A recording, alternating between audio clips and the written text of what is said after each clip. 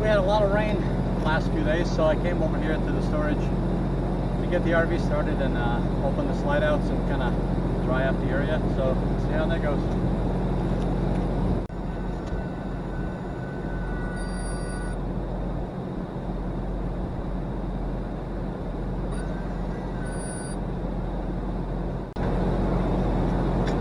Okay, let's do the other side now.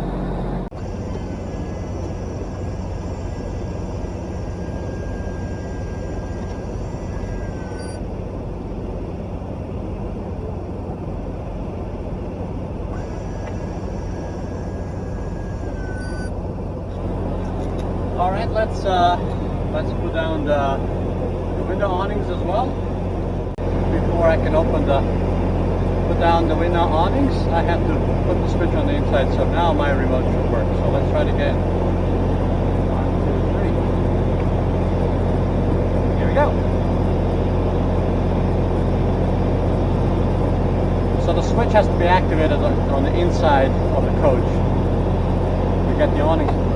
All right, let's go to the other side. Let's now open 1 and 2.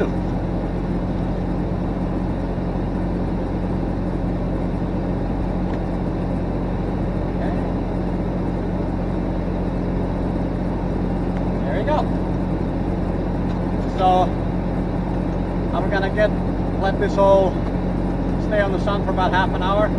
Running the generator just to get my air conditioners, give them about a half an hour of work.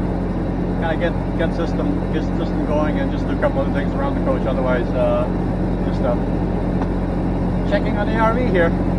I ran just one other little test. I lined up my cones to see how far my rear camera works.